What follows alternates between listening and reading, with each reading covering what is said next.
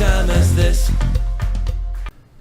And welcome back to For Such a Time as This. I am your host, Pastor James Pittman. There is an issue that is going on in our culture today. It is plaguing us from state to state, and dare I say even in our capital, Washington, D.C. As you can see, we are two black men. But more importantly than that, we're Christians, believers in the Lord Jesus Christ. And the history of this country is one that is founded on the belief that we have rights that were given to us by our Creator. Rights that include life, liberty, and the pursuit of happiness. One of the things that happened to African Americans in this country is that we had our rights taken away. And one of the ways they did this is by saying that we are less than human. Once blacks were considered less than humans, then all type of horrors were done to us. We were beaten. We were whipped. And yes, we even lost our lives. Once blacks were considered less than human, then it was open season and anything could be done to us. But thank God there were those who stood up. And when blacks had no voice, they were a voice for blacks.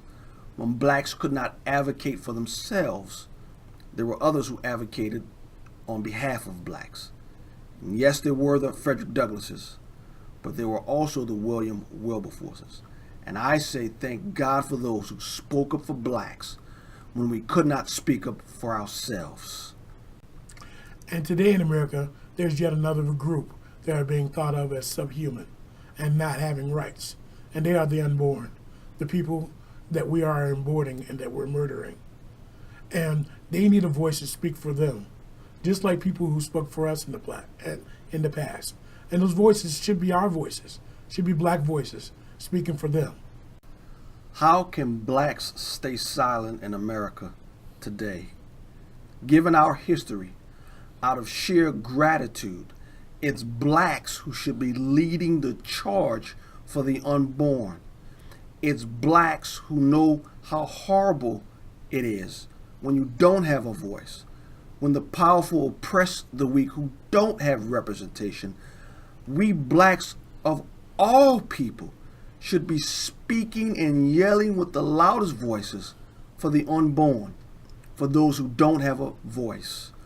What if someone wouldn't have spoken up for us? What if William Wilberforce didn't speak up for us? Would we still be in chains today? How can we talk about the horrors of our past, of slavery, how bad it was, yet remain silent on the horrors done to the unborn? That makes no sense to me. None whatsoever.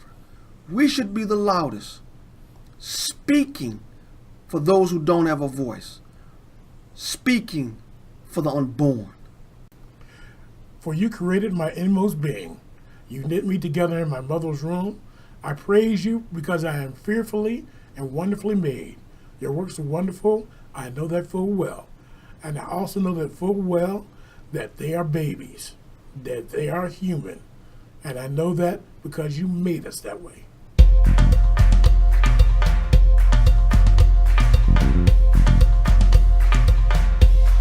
For such a time as this.